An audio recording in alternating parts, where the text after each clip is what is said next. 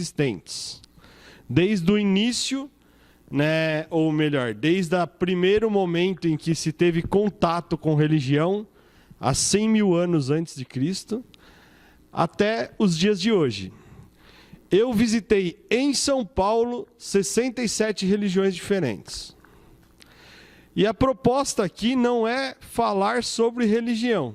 A proposta é falar sobre espiritualidade nas religiões. Por que isso? Porque toda religião propõe uma espiritualidade. O que é espiritualidade? É um estado de espírito. Tá? Tudo aquilo que você faz, você tem um estado de espírito. E a religião sempre propõe um estado de espírito e gostaria que os seus adeptos seguissem esse estado de espírito. Mas, Alexandre, o que é estado de espírito? É o mais elementar de tudo. Por exemplo, acordei de manhã e estou de mau humor. Qual é o meu estado de espírito? Mal-humorado. Ah, estou alegre. Qual é o meu estado de espírito? Estou alegre. A religião, ela tem uma proposta. E você pode trazer essa proposta religiosa para a sua vida ou não. Eu acho bastante interessante porque existe muita discussão religiosa. Eu costumo hoje dizer uma coisa que é bastante simplista, e esses dias eu vi um desenho junto com a minha esposa que retrata muito isso. Religião é apenas uma forma de você se ligar a Deus. Qual é a melhor? Aqui, melhor lhe couber. Como religião é uma forma, essa forma pode ser mutável. Hoje você gosta dessa, amanhã você gosta daquela, e isso é simplesmente uma questão de afinidade. Nada mais do que isso. Por quê? Porque quando você começa a analisar contextualmente as religiões, você vai ver que praticamente todas elas têm a mesma origem. Ou seja, se elas têm a mesma origem, nós estamos discutindo sexo dos anjos. Literalmente. Né? Vamos pegar algumas coisas bastante interessantes. Vocês veem que nesse quadrinho aqui, ele tá separado por cores. Cores, na realidade, que definem locais no planeta. Então, esse primeiro aqui é o protótipo europeu. O protótipo europeu, ele vai ter toda a parte eslava, báltica, romano e grego. É muito interessante que essa parte, ela foi desenvolver conceitos que hoje são pouco exercidos no mundo. Ou seja, o continente europeu, religiosamente, ele praticamente não criou uma grande religião. Hoje nós temos como remanescentes do continente europeu apenas a antroposofia, a telena e a Wicca, que já não é mais a celta, porque a celta morreu aqui, ó. Aqui são quadros de datas. As datas mais antigas, ou as que você tem mais remota, elas datam de 40 mil anos antes de Cristo. É muito interessante porque, qual é a primeira religião? A primeira religião nós chamamos ela de animismo. O que é animismo? É a partir do momento que o homem fala que ele tem uma alma. Ele passou a acreditar em alma, ele se tornou adepto de uma religião animista. Quem aqui acredita na existência da alma? Ou melhor, quem não acredita? Né? Perfeito. O irmão é ateu ou é cientologista? Perfeito. Então, olha só. Não acredito em alma. Automaticamente eu não sigo nenhum dogma religioso.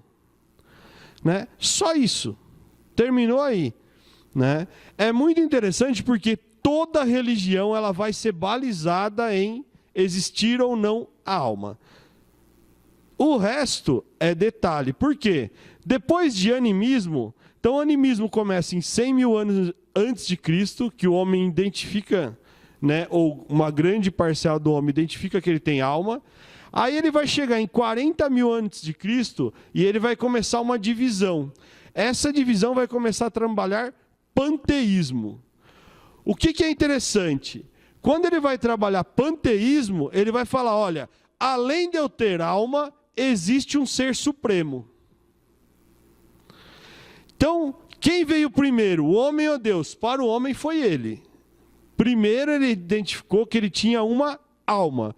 Depois, em 40 mil anos antes de Cristo, ele identifica que existe uma presença divina, que hoje nós chamamos de Deus, mas que cada um deles deu um nome diferente. E cada um deles criou uma crença de forma diferente. Alexandre, qual é o mais antigo existente? O mais antigo existente está aqui. Aqui, nós estamos falando em 9 mil anos antes de Cristo. E nós estamos falando de uma cultura chamada Yorubá. Yorubá são os mais antigos que têm representação até hoje. Nós estamos falando de uma religião que começou há 9 mil anos antes de Cristo, ou seja, uma religião que conta com 11 mil anos. Quem é o Yorubá? Aqui no Brasil é muito famoso, porque o povo Yorubá é um dos povos, ou um dos representantes das nações do Candomblé no Brasil. O Candomblé no Brasil, ele é feito por 3 nações. O Yorubá, né, que fala a língua Nagô, o Jeje e o Banto. Essas 3 nações que é interessante, né, formaram o Candomblé aqui, e eles formaram por uma necessidade, porque os 3 se odiavam na África. Os 3, eles simplesmente viviam em guerra constantemente. Então, quando você ia montar o seu panteão de escravo, o que você fazia? Você pegava um Yorubá, um Banto e um Jeje. Por quê? Como eles se odiavam, eles nunca iam planejar juntos. Né? Então é fácil, você pega 3 pessoas que se odeiam, coloca no mesmo ambiente, está tudo resolvido, não tem rebelião. E isso perdurou durante muito tempo. Né? Aquela questão que o português ia lá, o espanhol ia lá e escravizava, não. Um ganhava do outro e eles se auto-escravizavam e vendiam. Isso é bem claro. Bom, começa o Yorubá, agora é muito interessante porque, olha só, o Yorubá começa aqui e ele morre. Ele simplesmente deixa de existir. Por que ele morre? Porque criam-se vários cultos a divindades diferentes. Beleza. Aqui é muito simples. Você vê que todo o continente europeu ele vai tendo diversas religiões até o nascimento de Cristo. Todas as religiões fragmentadas e que morrem junto com o surgimento do cristianismo. Isso acontece praticamente no planeta inteiro. Praticamente no planeta inteiro ocorre a morte dessas religiões. E é interessante porque, se você pegar essa parte aqui nós vamos estar falando do Oriente. No Oriente você tem basicamente 4 religiões. Tá? Quais são as 4 religiões? Você tem o confucionismo, você tem o taoísmo, você tem o Shinto e você tem, na realidade, tem o indianismo, mas ele praticamente já está morto. É muito interessante porque, por exemplo, no Japão, qual é a religião? Oi? Não, é o shintoísmo. No Japão, apenas 4% da população é budista. Né? Todo restante ou é shintoísta ou é cristão. Né? Praticamente, o budismo ele é representado muito aqui, ó. Ou seja, na Índia. Né? E é interessante que eu tenho um budismo indiano, eu tenho um budismo fenício e eu tenho um budismo oriental, que ele, na realidade, fugiu ali da Índia e foi para a China. Né? São os mesmos? Não. São completamente diferentes. Completamente diferentes. Toda essa parte roxa, elas são culturas indígenas, que são preservadas desde 12.500 a.C. Aqui no nosso continente, nós temos muita coisa com 12.500 a.C. preservada ainda hoje. E aqui você tem a Oceania, que simplesmente deixou de ser religioso em 1220 a.C. Parou. Né? Não fazia mais sentido. Vocês veem como esse quadro representa a bagunça religiosa que nós somos? E aí eu gosto de dar número. Contador não vai querer dar número, né?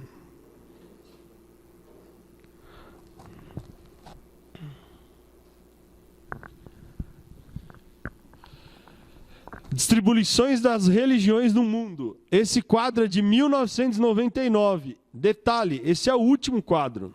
Não tem mais recente. Por que não tem mais recente? Eles já passaram. Então, como os muçulmanos já passaram os cristãos, a igreja cristã não quer mais divulgar dados. Porque isso causaria um impacto religioso e uma transição religiosa mais acelerada. Esse número hoje se inverteu. 33% da população mundial é muçulmana e 23% é cristã. E é interessante porque o restante praticamente se manteve. 13% hindu, 6,1% bandista, 0,2% judeus e 23% todo o restante. Oi? Budista. Né? Budista. Né? É muito interessante porque agora eu vou começar a falar realmente da proposta da palestra. O que é religião? Religião é um conjunto de crenças e práticas frequentemente associado a um poder sobrenatural que manda ou orienta a vida e a morte dos homens, ou um compromisso com ideias que dão coerência à vida de cada pessoa. Aderir a uma religião implica uma crença numa força divina e oferece também uma orientação moral dos seus seguidores. As religiões reúnem também pessoas em comunidades com valores e objetivos comuns. Há muitas religiões no mundo, algumas são praticadas dentro das áreas geográficas específicas. As 5 mais importantes: hinduísmo, budismo, judaísmo, cristianismo e islamismo. Por que eu falei isso? Olha uma questão muito simplista. Das 5 religiões mais importantes do mundo, você tem o budismo separado. O resto vem tudo da mesma corrente. Então é assim, a mãe é a mesma. Os filhos, cada um quis seguir um caminho. Agora o que é mais interessante, de onde veio tudo isso? Etimologicamente, tudo isso começou na região que nós conhecemos como Mesopotâmia. Lá nós tivemos os sumérios. Praticamente 60% do conteúdo cristão, judeu e muçulmano é cópia e cola do sumério. O que mudou-se? Nomes. Por exemplo, a história de Noé, ela já tem no sumério. A história da veneração ao bezerro de ouro já tem na Suméria. Quase todas as histórias já estão presentes aqui. Ou seja, daqui para cima começou a existir uma discussão de pontos de vista. O que eu quero e de que forma eu quero. E aí você tem o judaísmo iniciado aqui, você tem o islamismo saindo para cá, o cristianismo, que depois ele tem o catolicismo, o protestantismo e agora o neoprotestantismo, mas todos derivados da mesma árvore. Beleza? Agora vamos falar de espiritualidade.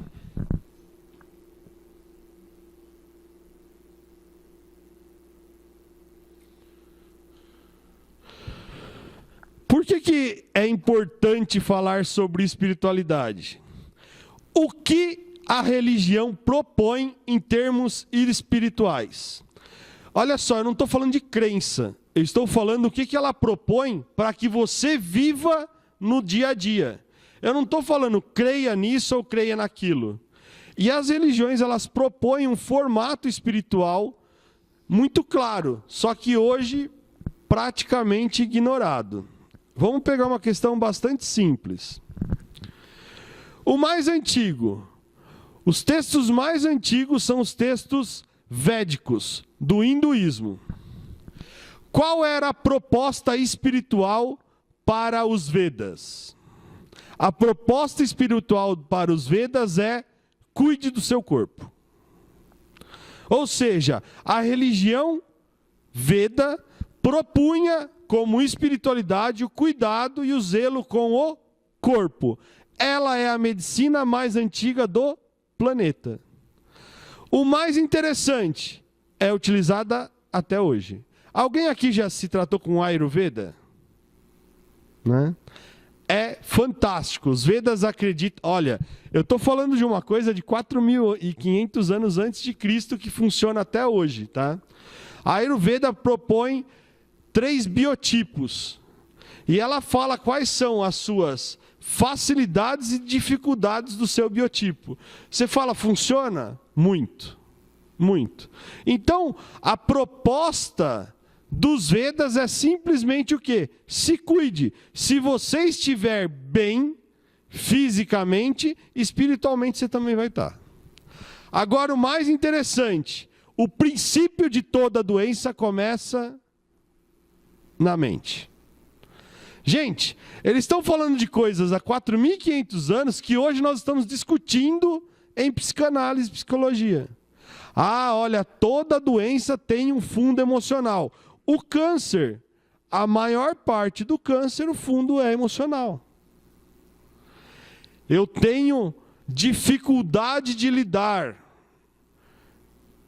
com o meu marido. Aí eu desenvolvi câncer de mama. Eu não falo, eu suprimo. Fico, né? Não falo as coisas, câncer de garganta. Né? Então, isso é a proposta espiritual dos Vedas.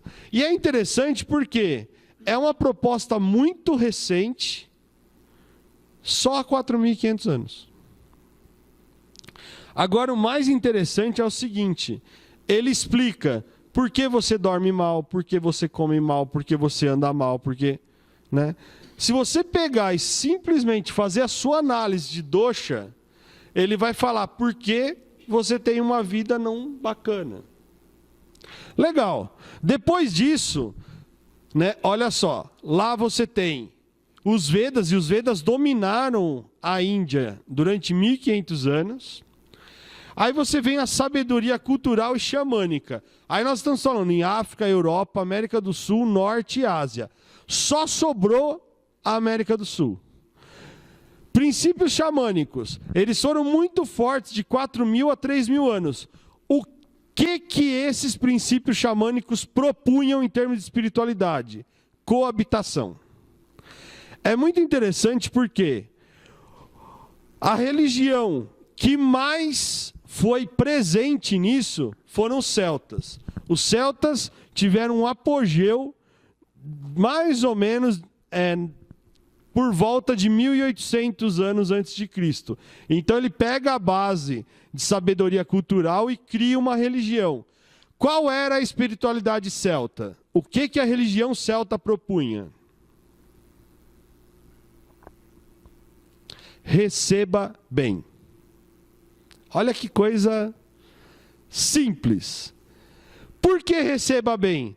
Porque eles acreditavam que se você recebesse alguém bem, a pessoa ficaria feliz e deixaria boas energias na sua casa. Se você recebesse alguém mal, o que aconteceria? Ela criaria inveja, raiva e deixaria mal energias na sua casa. Então, todo celta ele era muito receptivo. Nós tivemos uma experiência porque os celtas foram extintos em praticamente 180 anos depois de Cristo. E agora tem uma religião surgida aproximadamente em 1880, chamado druidismo e reconstrução da sociedade celta. E essa religião está sendo praticada no Brasil. E nós fomos no 4º congresso, né? No 4º congresso de druidismo e reconstrução da sociedade celta. Legal, você chega lá e você é extremamente bem recebido, ao ponto de você ficar quase envergonhado. envergonhado. Tamanha a dedicação que ele tem com você, o cuidado, o zelo. E tem algumas coisas muito engraçadas. Por exemplo, eles fazem uma dança em volta da fogueira para conversar. Aí você fala, nossa, né, deve ser uma coisa muito estranha. Aí eles começam a pegar os instrumentos, harpa, gaita de Foley. Então você começa a se encolher, porque você vê que é uma cultura extremamente nobre, extremamente agradável. E eles simplesmente pregam que a espiritualidade é receba o outro bem. Mais nada. Difícil viver essa espiritualidade? É. Difícil pra caramba. Porque muitas vezes você recebe pessoas que você tem vontade de mandá-la bem longe dali. Né? E os celtas não faziam isso. Foram dizimados. Em 1580 a.C., surge o Livro dos Mortos, no Egito. O que o Livro dos Mortos propunha? A existência de vida pós-morte. Olha só, até aqui todo mundo acreditava em alma, mas eles acreditavam na mortalidade da alma. A alma morria junto com você. Aqui, começa a dizer, olha, não termina aqui.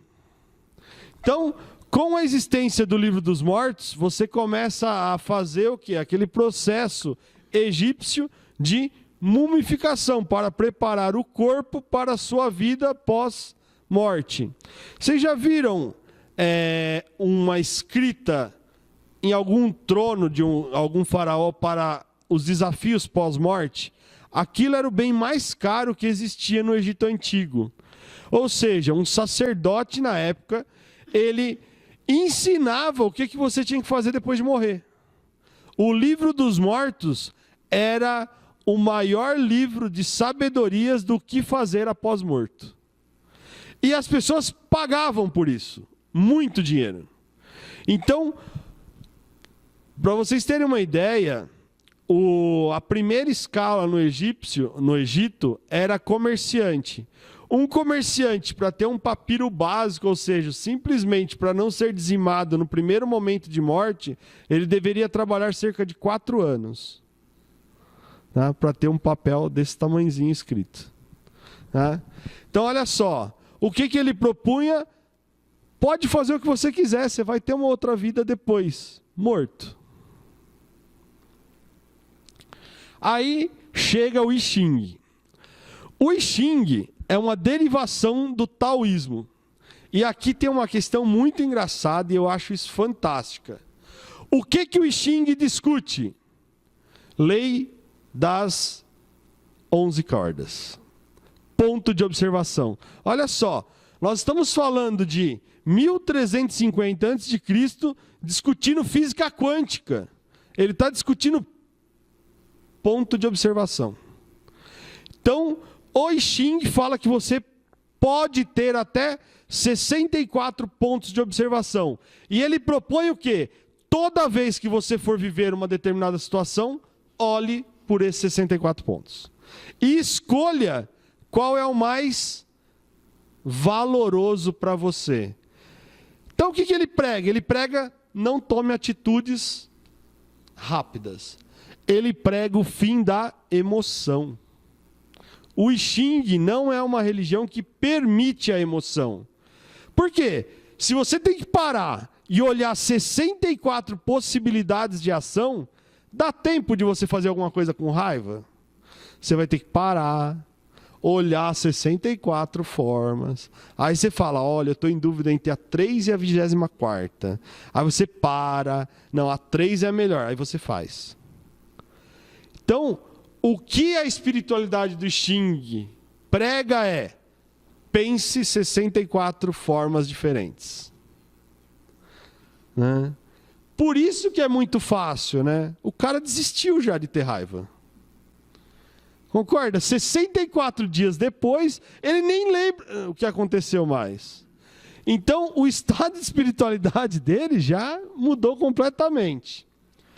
Bom, em 1500 a.C., surge Krishna. E aqui nós temos uma questão muito interessante. No Egito Antigo, existe uma figura chamada Atom. Ele não é tão conhecido, mas o filho dele que é Tutankhamon. O pai de Tutankhamon, Atom, foi o primeiro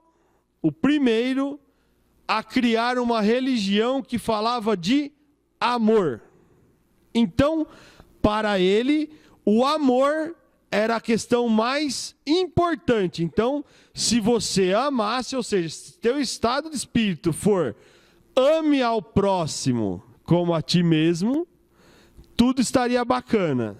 O que aconteceu com Atom? Ele e toda a cidade foi dizimada em sangue. Eles foram invadidos e todos morreram, inclusive o Atom. Morreu todo mundo.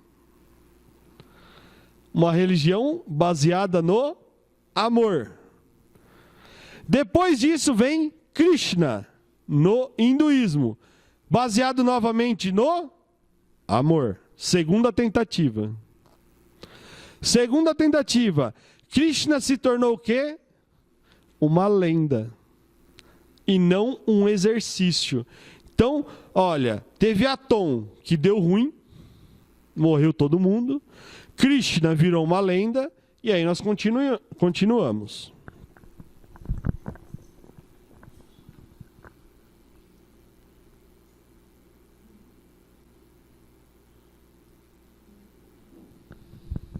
Depois de Krishna surgem os textos shintoístas.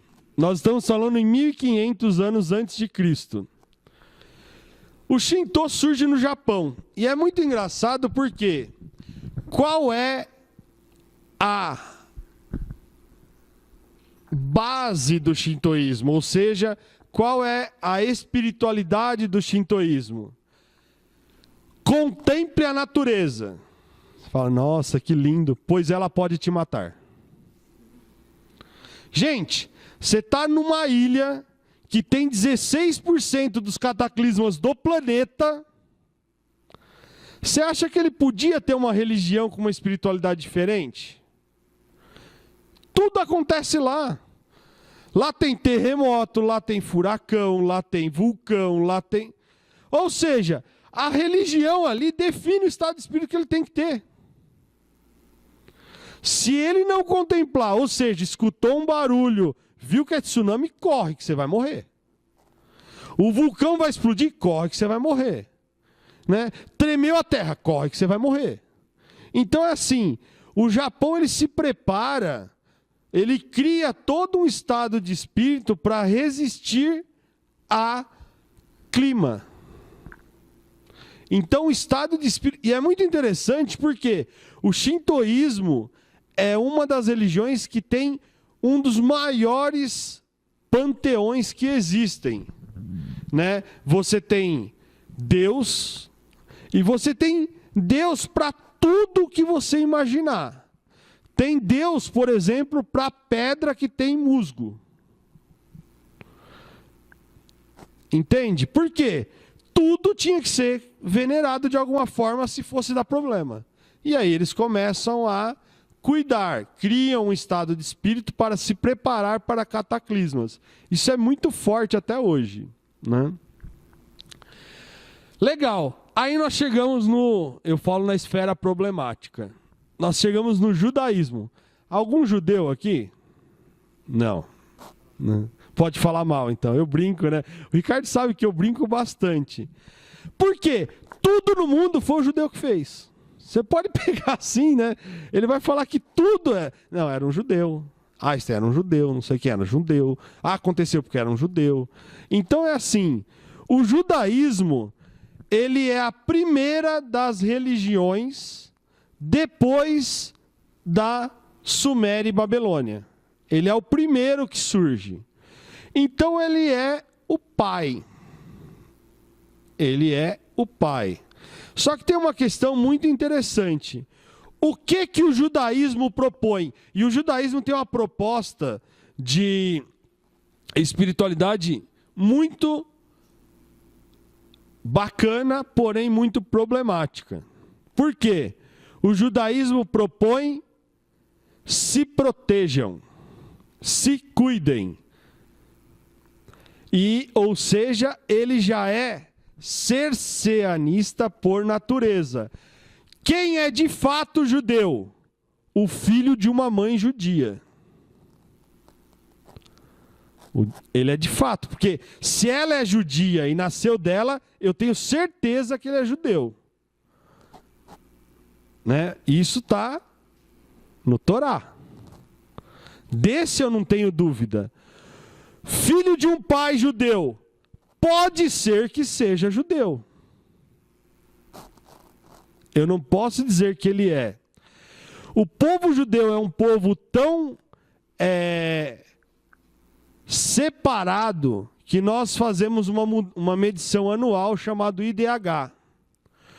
O IDH do povo judeu em qualquer local que ele habite no planeta é exatamente o mesmo.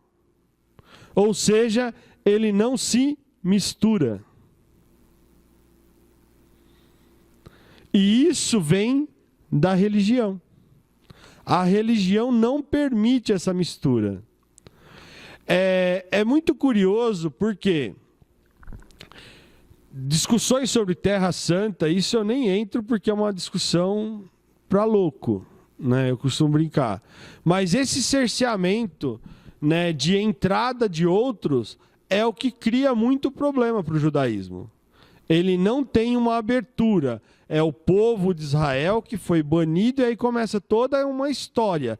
Por que eu digo uma história? Porque depois do judaísmo surge Moisés. Não deveria ser ao contrário? Né? Não, surge a religião e depois surge Moisés. Moisés era judeu?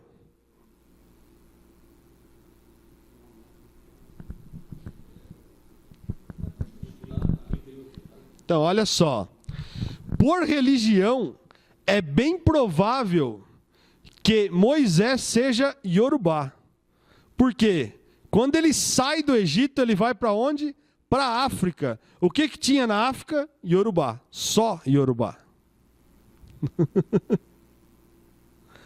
Então é bem provável que Moisés nunca tenha sido hebreu.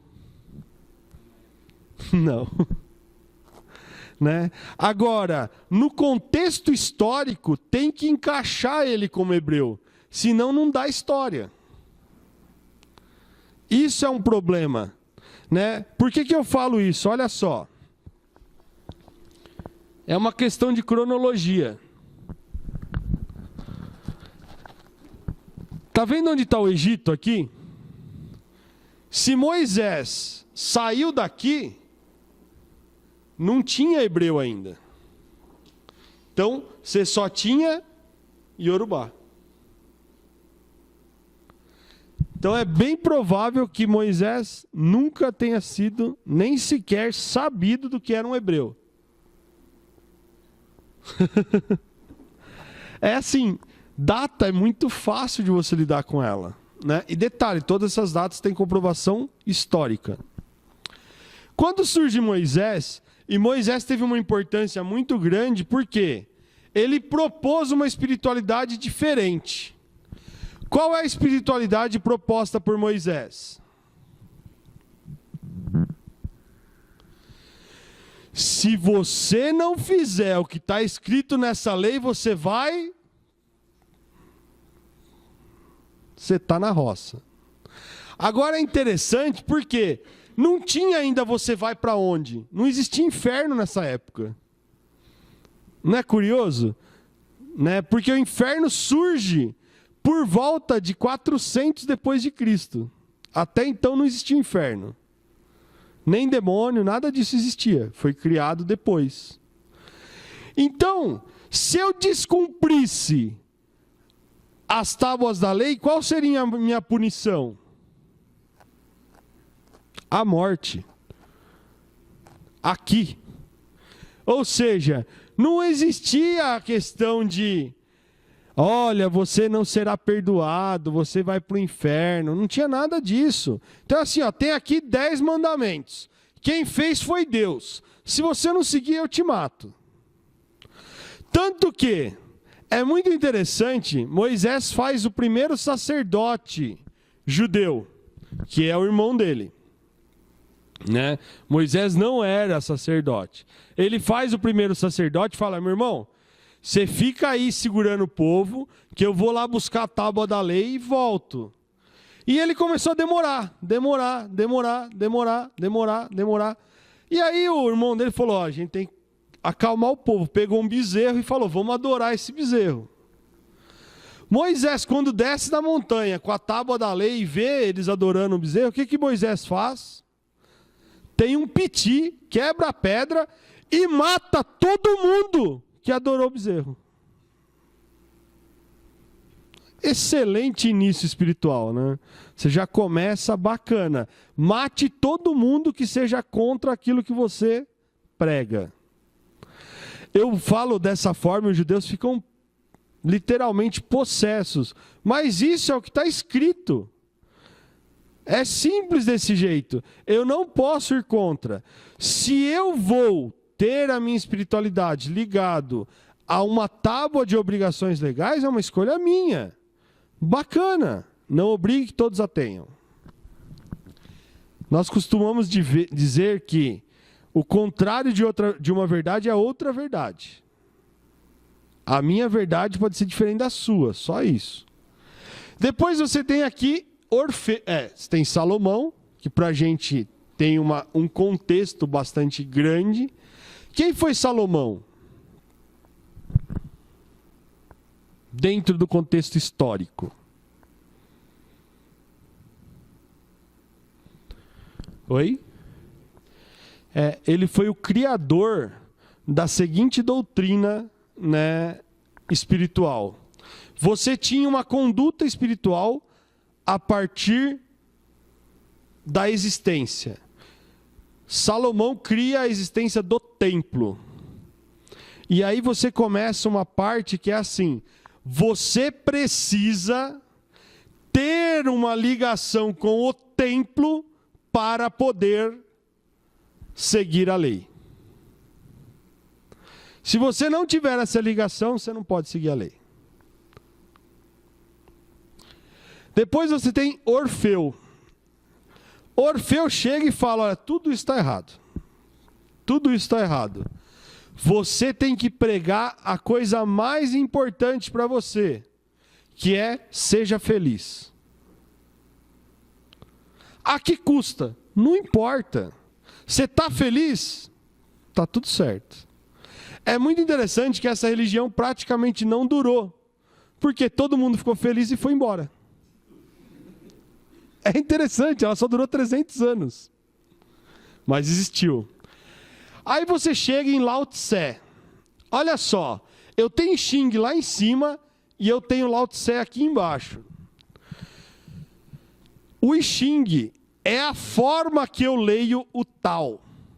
Então o I Ching veio primeiro e o taoísmo veio depois. Lembra que no I Ching eu falo: observe tudo? O taoísmo muda isso e fala o seguinte: não, se prepare para criar a sua observação.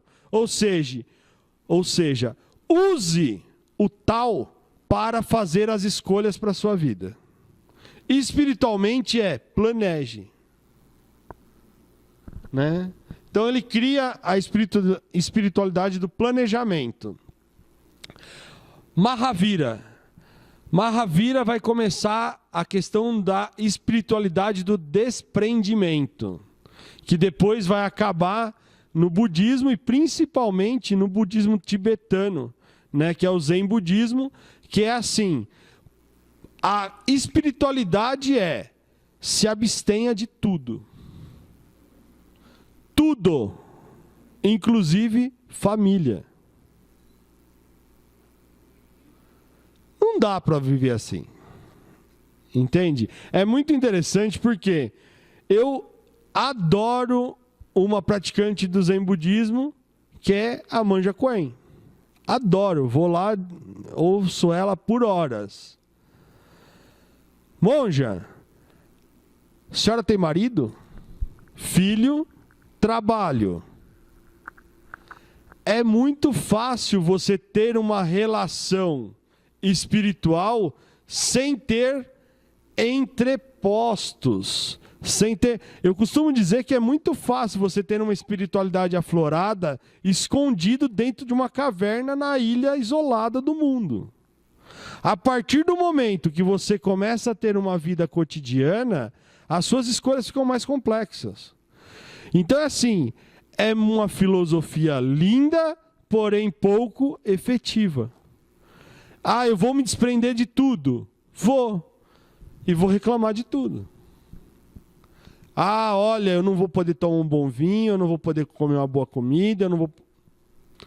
Não, mas eu estou espiritualmente desapegado. E com raiva de ter desapegado. Não vai adiantar nada. Aí você tem Buda. Buda é fantástica a história de Buda. Por quê? O que Buda prega? Qual é o estado de espiritual que o Buda prega? Oi? Isso. Mas e para descobrir o caminho do meio? Ele vai nos dois extremos.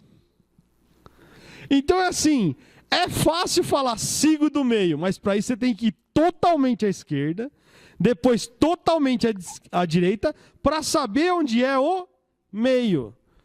Buda, Siddhartha Gautama, o primeiro Buda, vivia num país imaginário. O pai dele criou. Um dia ele foge desse país e descobre um mundo cheio de desgraça. Aí ele se revolta com aquilo e deixa de comer. Ele come um grão de arroz, aí ele se torna magérrimo. Aí um dia ele descobre a iluminação, fala, não pode ser tão extremo. Aí ele vai lá e come a oferenda que os outros estavam servindo. Então é muito interessante porque tem um contexto dentro do budismo, principalmente dentro do budismo tibetano, que fala assim, você tem que trilhar pelo caminho do meio, desde que esse caminho do meio não desrespeite o caminho dos outros. Por quê? A hora que Siddhartha Gautama vai lá e come a oferenda de outro que estava contemplando a sua divindade, ele foi no mínimo desrespeitoso. Né? Ou seja, o importante é a minha religião e não a outra. Pitágoras. E aí aqui a gente começa a ter uma verdadeira maluquice. O que Pitágoras prescreve como espiritualidade?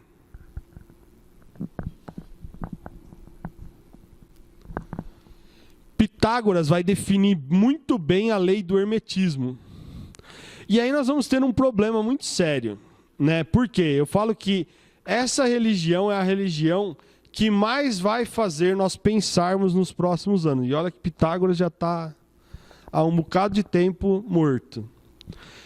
Qual é a primeira lei do hermetismo? Tudo é mente.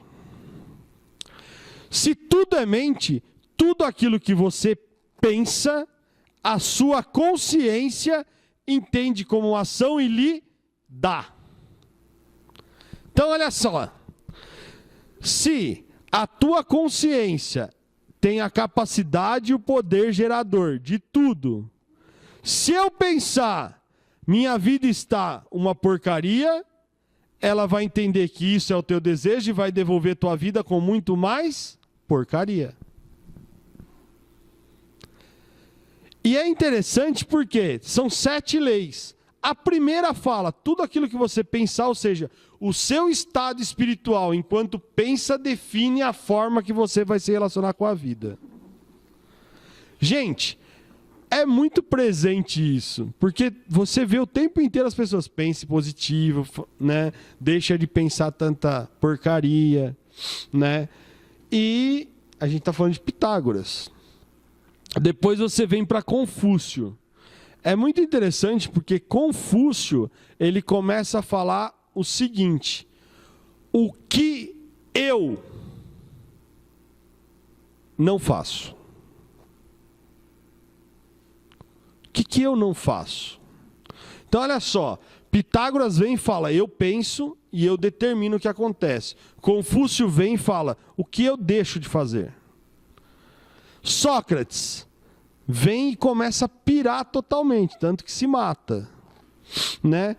E ele implica na maêutica, que é o quê? Começa a se perguntar, Comece a se perguntar. Você vê que são estados de espiritualidade constante. E o mais interessante, muitos de nós aqui praticam uma religião. Agora, vocês já viram em mais de um estado? Vocês já entraram em alguma neurose de começar a fazer vários questionamentos? Você está vivendo a espiritualidade socrática. Você já começou a pensar e a tua consciência lidar aquilo que você está pensando, tanto bom quanto mal? Você está no estado espiritual de Pitágoras. Então eu costumo dizer que é assim, independente da religião que você professa, você tem espiritualidade de praticamente todas. Você fala, eu escolhi essa, mas professa todas. É só forma. Depois você vai chegar a Platão. Platão, eu falo que ele é o verdadeiro escritor, porque ele toma nota de tudo isso e transforma em palavras. Eu vou dar uma passadinha para frente e vou chegar em Jesus.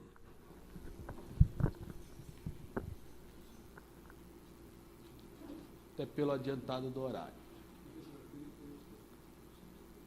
Vamos lá. Olha só.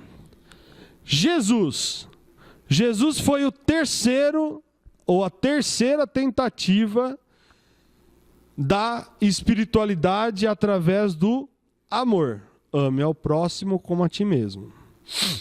Isso foi bem entendido?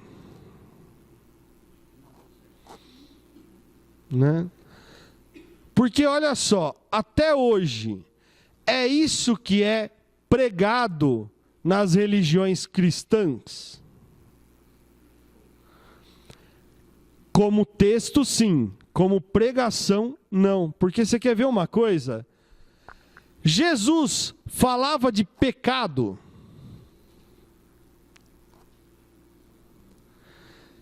Para Jesus não existia pecado. Para Jesus existia o quê? Lembra? Jesus, sim, era judeu. E ele acreditava que se você não cumprisse as 10 leis, você morreria aqui. Portanto, para Jesus não existia inferno. Inferno foi uma criação da igreja cristã. Por quê? Porque era importante que eu tivesse uma punição sem fiscalização. A hora que eu falo, olha, se você fizer, você vai para o inferno, eu não preciso mais de ficar olhando. A pessoa começa a ter medo do desconhecido.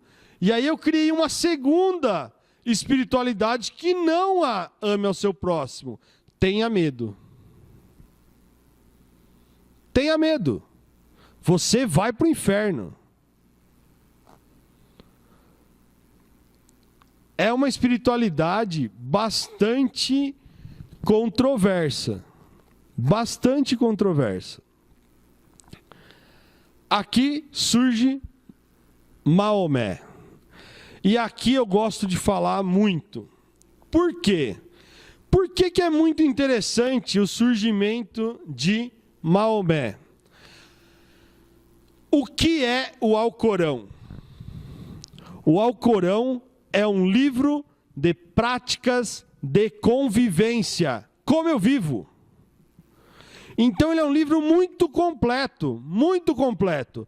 No Alcorão você tem praticamente conduta para tudo.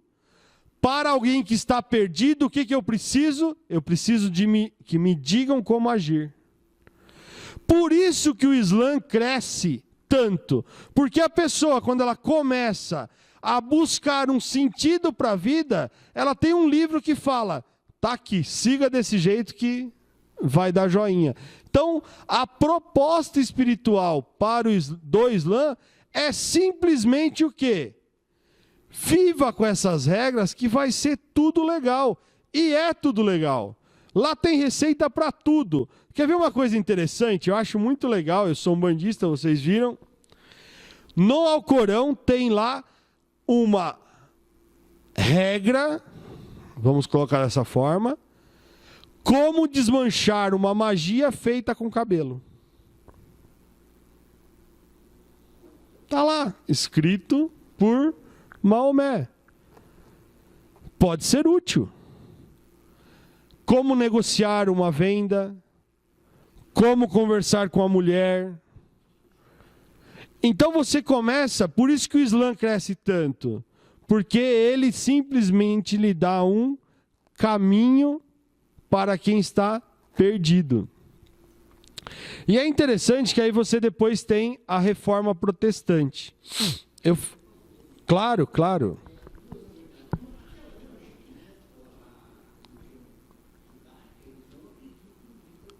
Sim, sim.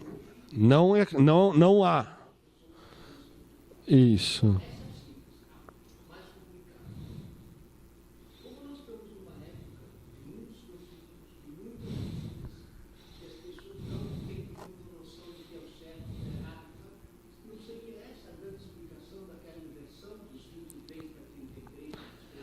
Então, se...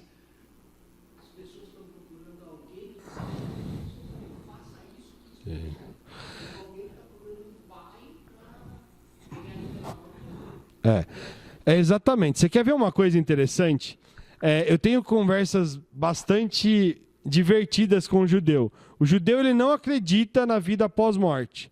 Só que ele trabalha com a árvore da vida que fala da vida espiritual. Então, no mínimo, tem um conflito estranho. Porque se eu não acredito em vida após morte, para que eu vou trabalhar uma vida espiritual? Aí tem toda uma discussão. Não, a vida espiritual é aqui. Então não chama espiritual.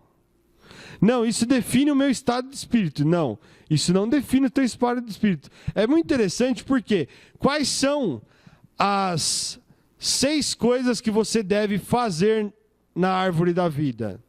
Primeiro, valorizar as coisas.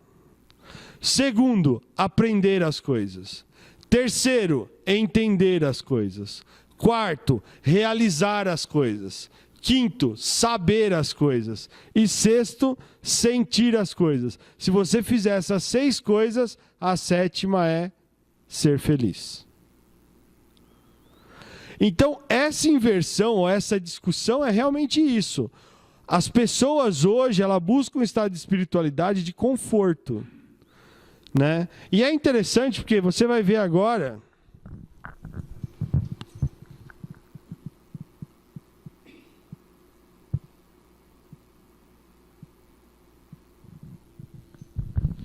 que no final, você vai ter uma série de discussões. Então você pega o candomblé, Bento Spinoza, mormons, o antiteísmo ou neoateísmo, espiritismo, né, a teosofia e a umbanda, são religiões muito novas, né? E elas estão propondo que estado de espiritualidade? Praticamente todas propõem o mesmo estado, que é o estado de conhecimento. Ou seja, esse estado de conhecimento propõe uma coisa que é muito simples: seja responsável pelos seus atos.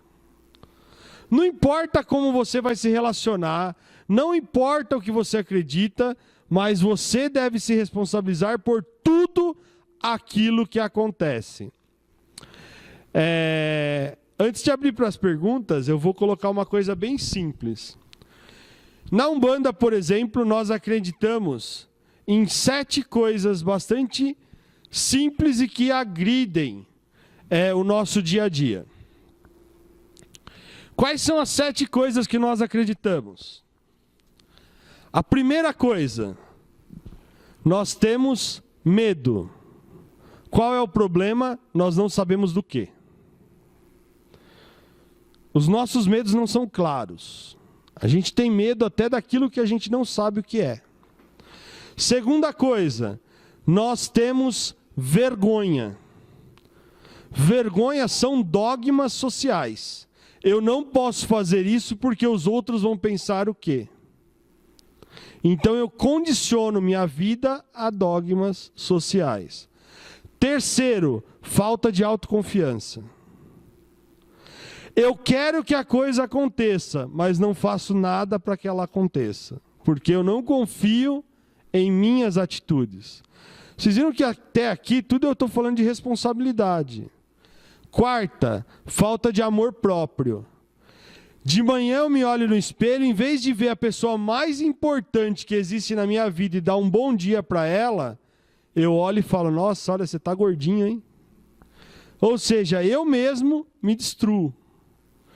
Quinto, mentira. Mentira que você conta para o outro? Não, que você conta para você. Ah, vai melhorar. Se você não fizer nada, não vai melhorar. Amanhã será um dia melhor. Se você não fizer nada, não será um dia melhor. Então são religiões que propõem que você assuma a responsabilidade. Sexta, ilusão. Nós não sabemos se existe ou não vida após morte. Na dúvida, se prepare para ela. Vai que não termina. Como você vai reagir a isso? O que você vai fazer? Ah, lá eu dou um jeito. Você não perde nada. Conhecimento não ocupa espaço. Agora, o mais importante, e isso é uma questão que hoje se propõe muito na discussão em termos de espiritualidade: dependência. Todas essas religiões falam a mesma coisa. Todas, sem nenhuma distinção. Nós somos filhos de Deus. Aqui todo mundo tem pai e mãe, não tem? Ou já tiveram pai e mãe. O seu pai e a sua mãe não lhe fizeram da mesma forma? Tudo que teu pai e tua mãe tinha, você não tem? Em termos físicos. Se você é filho de Deus, você tem os poderes dele. Todas elas propõem isso. Então, não pode haver dependência. O que é não pode haver dependência?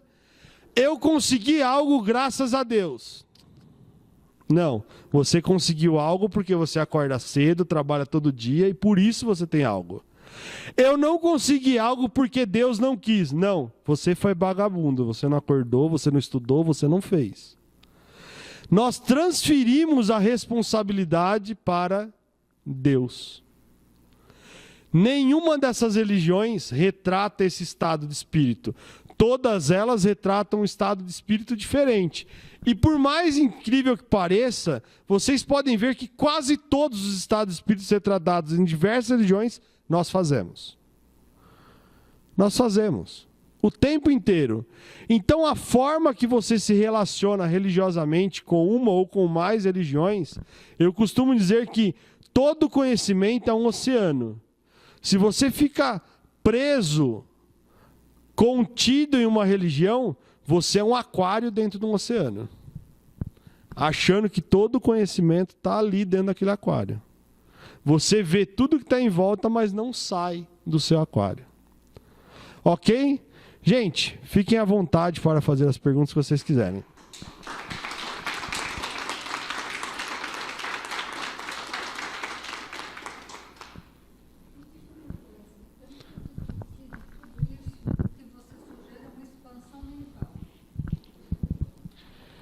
Na realidade, eu costumo dizer que não é nenhuma proposta, né?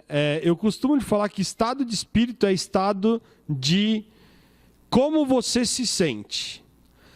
A mente interfere diretamente nesse estado de espírito. Expandir a sua mente vai lhe dar um controle melhor sobre o seu estado de espírito. Uma coisa interessante é assim, vamos voltar a Einstein.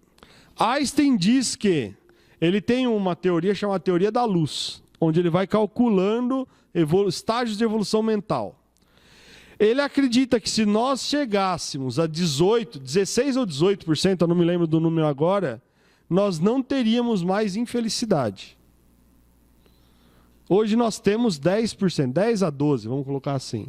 Então, se chegar de 16 a 18, nós não teríamos mais infelicidade. Porque infelicidade é um estado de vitimização. Então, a questão é o quanto eu sou vítima daquilo que eu proponho, né? E isso gera um choque de entendimento bastante grande.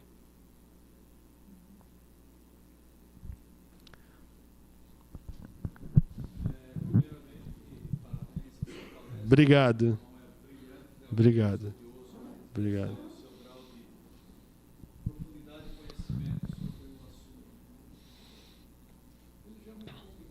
Sim, totalmente. Tem algumas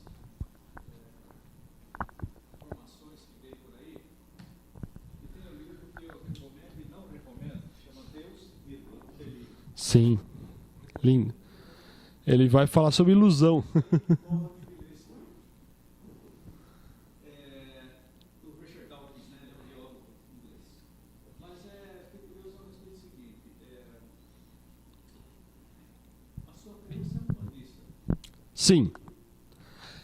Devemos entender então que você acredita que há vida após a morte, há espíritos que se comunicam, informam, não importa muito a maneira. Enfim.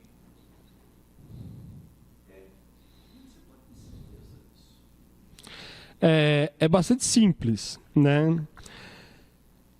Para mim, e aí nós vamos falar de crenças. Então, a forma que eu professo uma religião é a Umbanda. Primeira questão interessante, por que a Umbanda me atrai? Porque lá estão todas as religiões. Por quê? Nenhum espírito que incorpora é umbandista. Essa é a primeira questão. Umbanda é a minha religião, não a religião do espírito que incorpora. Por quê? Por uma questão cronológica. Não tem nenhum espírito que desencarnou e está, em tese, podendo incorporar que foi umbandista. A Umbanda surgiu em 1908. Então ela tem pouco mais de 100 anos. Minha relação com a Umbanda foi bastante engraçada. Por quê? Eu achava aquilo um grande teatro. Simples desse jeito. Um grande teatro. Levei minha esposa durante 10 anos dentro de um templo e eu ia lá ler, porque eu nunca entrei para tomar um passe. Nunca. Achava um grande teatro. Um dia, para ser mais exato, dia 20 de agosto de 2009, eu tive um problema pulmonar. Comecei a ir ao médico, fui ao médico, nada resolvia. E a hora que você chega na tua medida de desespero, você fala, vamos para Macumba. Fui em janeiro de 2010 e chegando lá, foi a primeira vez que eu entrei e tomei um passe. Simples desse jeito. O espírito que me atendeu falou, olha, você precisa de trabalhar. Eu falei, esse cara tá louco. Esse cara bebeu. Eu acreditava em Deus, não era nem um religioso. Longe de mim. Legal, semana que vem eu volto lá e eu durmo. Simplesmente eu durmo. E eu fiquei dormindo durante algumas horas. Na realidade, eu não estava dormindo, eu estava incorporado. E meu relacionamento com a Umbanda nos primeiros 8 meses foi esse. Eu ia para o templo, dormia, acordava e vinha embora. Ia para o templo, dormia, acordava e vinha embora. Acordava extremamente bem disposto, porque eu chegava a ficar dormindo durante 8 horas, 7 horas. Então eu acordava, imagina, se você dormiu profundamente durante 7 horas... acordava zeradaço, pronto para a balada da noite. O dia inteiro tinha dormido. Legal. Deu 8 meses, eu já estava bem, não tinha mais problema pulmonar. Aconteceu um fato bastante curioso, e aí começa a resposta. Tem uma entidade que trabalha incorporada em mim, chamada Senhor Urutu Cruzeiro. Ele não gosta de dar passe, ele não gosta de conversar, o negócio dele é falar sobre saúde. Só isso. E planta. Eu não sou um conhecedor de planta, eu nunca tinha ouvido falar de planta, e ele fala de planta como poucos conhecem. Legal, um dia, esse senhor Urutu, né, eu dormindo, ele chamou a filha de uma pessoa que ele estava atendendo e falou, olha, vem aqui. Eu vou melhorar um pouquinho a condição dela respirar, mas você vai sair daqui agora e vai no médico que fez a operação de safena, porque a safena está colocada errada. Gente, vocês têm ideia da gravidade disso? Legal, na terça-feira quem liga? O médico. Olha, eu não sei o que é a sua religião, mas eu só estou dizendo que a operação já foi refeita e já foi colocado na posição correta. A partir disso eu descobri que eu não sabia o que estava acontecendo. Aí foi a primeira vez que eu falei, gente, vocês têm que me dar uma luz. Foi a primeira vez que eu fiquei com grau de consciência. O Espírito incorporou e falou: Alexandre, olha, a questão é muito simples. Você é tão burro que é impossível conversar com você. Vai estudar. Aí eu fui fazer teologia, fui fazer sacerdócio, fui conhecer outras religiões, para hoje continuar sendo o quê? Um pouco menos burro. Porque é muito interessante assim, nós já tivemos bastante conversas muito divertidas, e eu acho muito interessante porque eu era muito preconceituoso com diversas religiões. Tem uma religião que eu sou preconceituoso. Sou. E falo isso abertamente, que é o hinduísmo. Não pela religião, mas pelas castas. Aquilo não desce em mim, entendeu? Aquilo lá, por ser uma religião tão avançada, o dia que nós estávamos visitando o hinduísmo, do meu lado tinha uma senhora grávida. Chegou uma mulher de uma casta superior e falou: saia da minha cadeira e sente no chão. Aquilo não desce. Culturalmente eu tenho que respeitar, mas não é bacana. Então, para mim, machuca, né? Agora, o que eu entendo é assim, vi muito efeito físico, vi muita coisa simplista. Convido alguém a acreditar? De forma alguma, porque eu falo assim, religiosidade é a forma que você acredita para você buscar algo que seja bacana para a sua vida, né? Eu me sinto bem na Umbanda porque a Umbanda prega uma coisa que a mim me salta os olhos. Você é livre para fazer o que você quiser, mas assuma o resultado da tua vida. Entende? Você pode fazer o que você quiser. Nós não acreditamos em pecado, nós não acreditamos no inferno, nós não acreditamos em karma. Só que tudo aquilo que você faz, a lei da ação e reação. Plantou, colhe. Simples desse jeito, né? Então eu falo que ela é muito mais hermética do que várias religiões.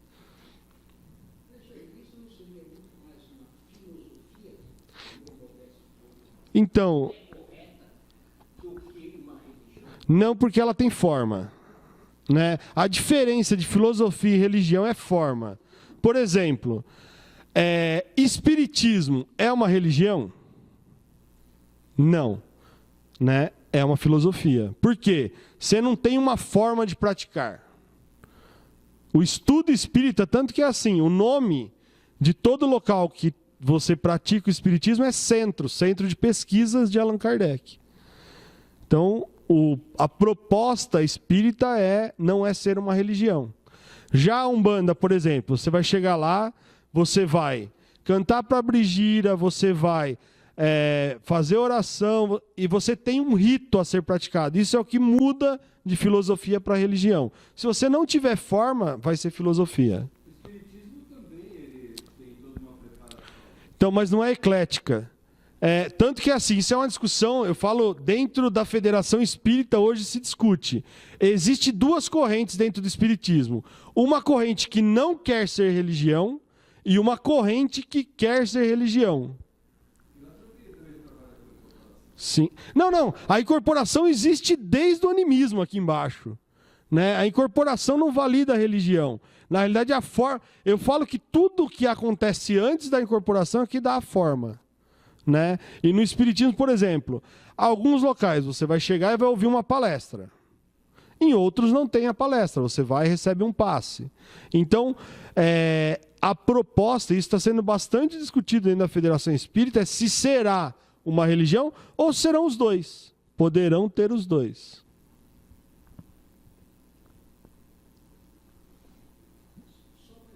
Claro. Não, sou umbandista. Você acha que assim, uma religião que seja, talvez porque você escolheu, Não, imagina. eu sou aqui uma Sim. realmente é isso. Né?